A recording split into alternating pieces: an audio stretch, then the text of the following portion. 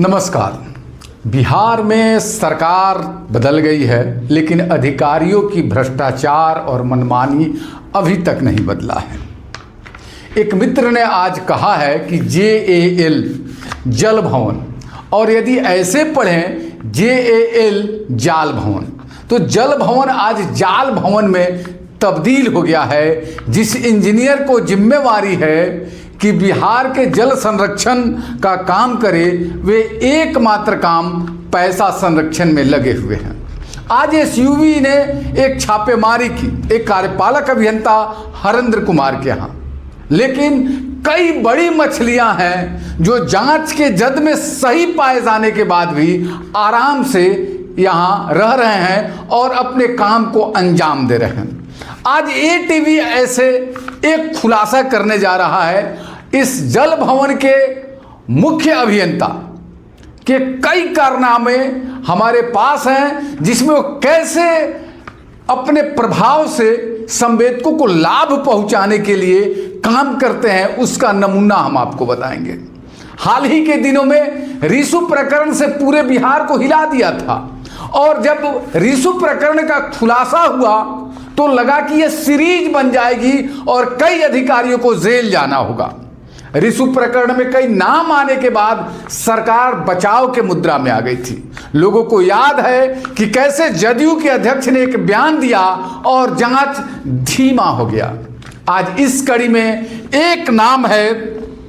सुनील कुमार, जो जल संसाधन विभाग के मुख्य अभियंता हैं, और ये मुख्य अभियंता के पद पे रहते हुए कैसे अपने चहेते संवेदकों को फर्जी कागजात पे और जो उनको राशि का आवंटन होना चाहिए उसे कई गुना ज्यादा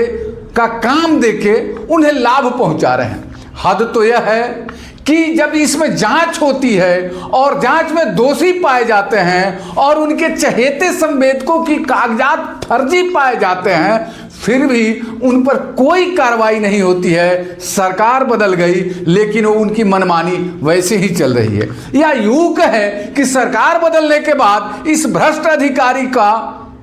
पद कुछ और बढ़ गया है, इनकी रुतबा कुछ और बढ़ गई है। कहा जा रहा है कि पहले यह लगभग 10 जिलों का कार्यभार देखते थे, आज कम से कम 25-26 जिले का इन पे प्रभार है। जबकि दिसंबर महीने में जांच में यह पाया गया है कि अपने पद और प्रभाव से बिल्कुल और बिल्कुल फर्जी कागजात के दम पर अपने चहेते संवेदकों को पैसा कमवाते थे। अब इसमें कहना कहीं से गलत नहीं होगा कि यदि वो इतने अनैतिक तरीके से किसी संवेदक को लाभ पहुंचाते थे, तो इसका मतलब यह भी था कि उन्हें भी लाभ मिलता है। इस कड़ी में मैं सिर्फ एक संवेदक का कागजात आपके सामने प्रस्तुत कर रहा हूं, और इसके लिए बिहार का अभियंता प्रमुख ने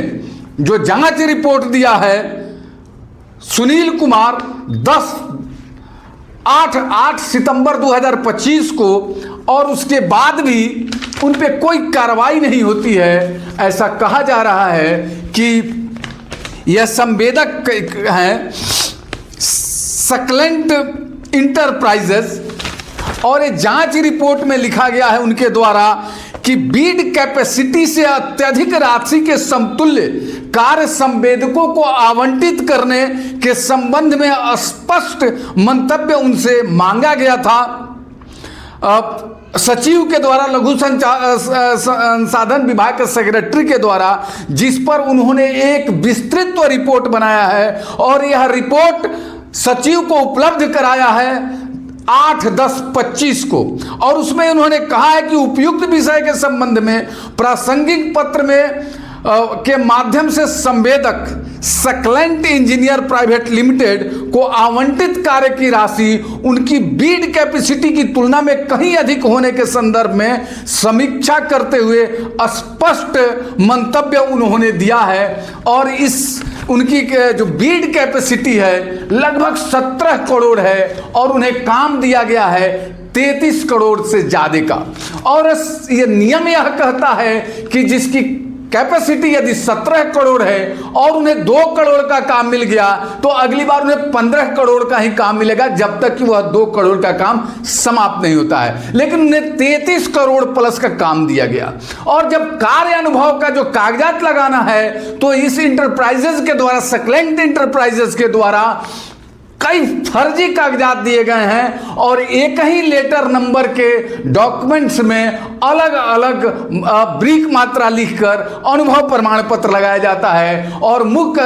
अभियंता के द्वारा यह अभियंता प्रमुख के द्वारा यह स्पष्ट किया जाता है कि बिल्कुल फर्जी कागजात है, फर्जी अनुभव प्रमाण पत्र है, बावजूद उन्हें काम दिया गया है और उसी विभाग का है। मतलब कि अभियंता प्रमुख जानबूझकर इसमें संवेदक को लाभ पहुंचाए। और इतना ही नहीं, जो पूरे बिहार में एक खेल चल रहा है डमी डॉक्यूमेंट्स का, जो दो या अधिक, जब निविदा गिरेगा तभी टेंडर वैलिड होगा, तो इसमें कई ऐसे डॉक्यूमेंट्स हैं जो उन्हीं के परिवार का है, उनके मित्र का है और कई बार वो ज्वाइंट वेंचर के रूप में भी काम करते हैं। और कई बार जब 2 बिड होता है तो एक इनका होता है और एक इनके ही परिवार का टेंडर होता है, जिसमें थोड़ा नीचे करके सरकार कर्मचारियों द्वारा इन्हें लाभ पहुंचाया जाता है।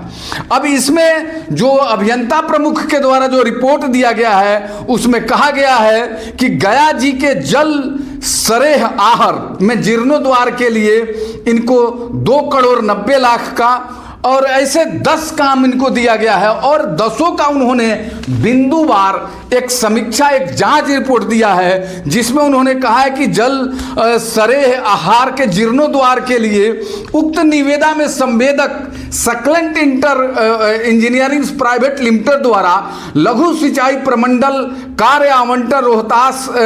सासाराम के पत्रांक 809 दिनांक 27/8/2021 द्वारा तिथि में निर्गत 2 अनुभव प्रमाण पत्र में ब्रीक वर्क की मात्रा भिन्न भिन्न है और अपलोड 9/2/25 को किया गया है। एक ही पत्रांक, मतलब एक ही पत्रांक का चिट्ठी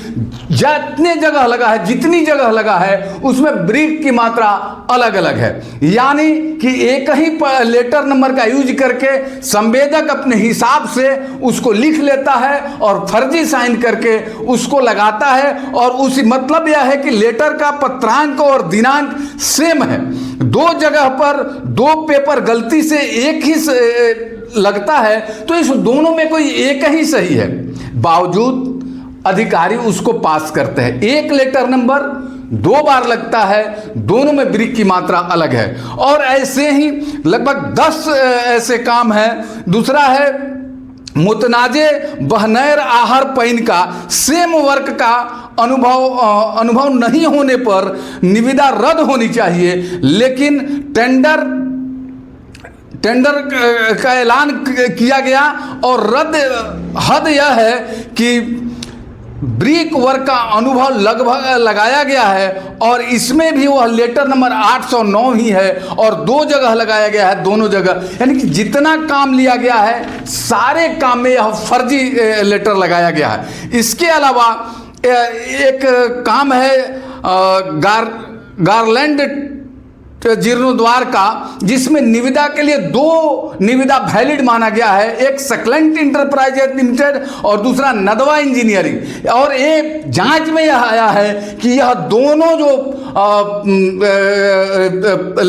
फॉर्म है वह कहीं ना कहीं एक ही व्यक्ति या एक ही व्यक्ति से जुड़ा हुआ है। हद तो यह है कि जब उसके बाद वाला जो टेंडर है तो हनुमंत और सक्लेंट दोनों ज्वाइंट वेंचर में हैं और कई जगह यही 2 टेंडर डाल के एक को दिया जा रहा है, एक जगह रिजेक्ट किया जाता है। और इस तरह के लगभग 10 काम इनको दिया गया है और अभियंता प्रमुख के जांच में यह पाया गया है कि ये सारे फर्जी कागजात लगाए हैं। जहां भी अनुभव प्रमाण पत्र है फर्जी है, बावजूद उन्हें टेंडर दिया जाता है और टेंडर के बाद जो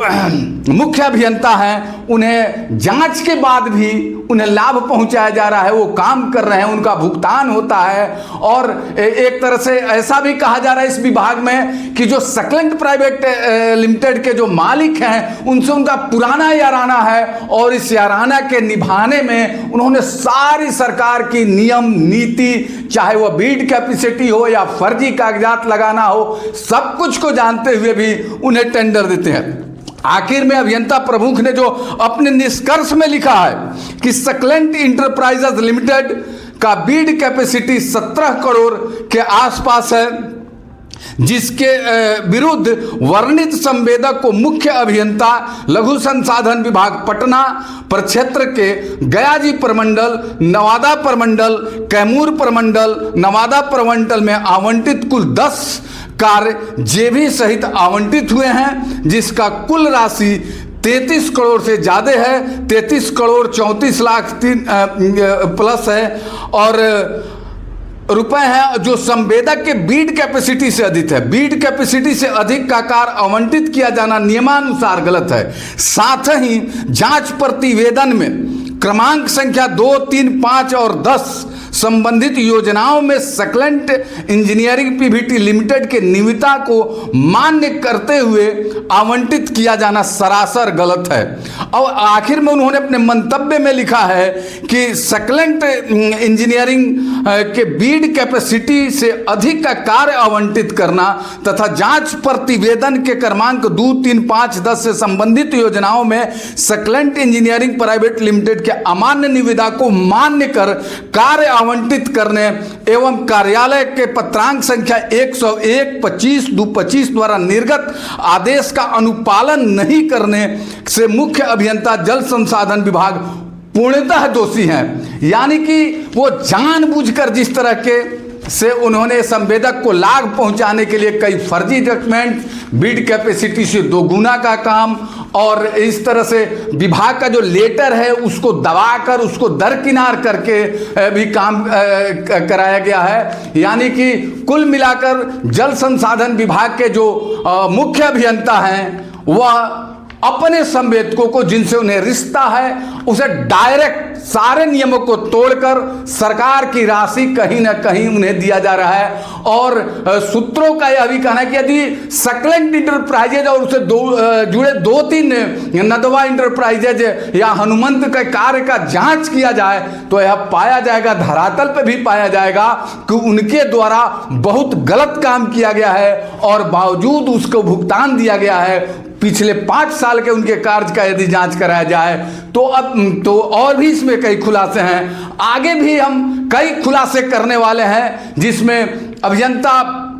मुख्य अभियंता द्वारा कैसे ब्लैकलिस्टेड कंपनियों को काम दिया गया है, कैसे नियमों को तोड़कर बार बार अपने चहेते संवेदकों को यह लाभ दिया गया है। तो बिहार में आज के तारीख में जल संसाधन विभाग में जिस तरह की लूट मची है और आज भी छापेमारी हुई है, इस लूट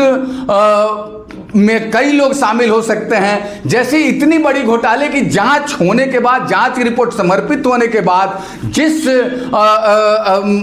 मुख्य अभियंता पर कार्रवाई होनी चाहिए, केस होनी चाहिए, जिसे निलंबित किया जाना चाहिए, उसे लगातार इनाम मिल रहा है, उनके प्रमंडलों की संख्या लगातार बढ़ रहा है, उनको कई अतिरिक्त प्रभार दिए जा रहे हैं। सारा यह सब कुछ जांच रिपोर्ट समर्पित होने के बाद तो आखिर कोई तो है इनका संरक्षक जो इनके इतने गलत काम के बाद भी इन्हें आगे बढ़ने में मदद कर रहा है। तो धन्यवाद। ATV आगे भी इस कड़ी में कई खुलासे करने वाले हैं। धन्यवाद।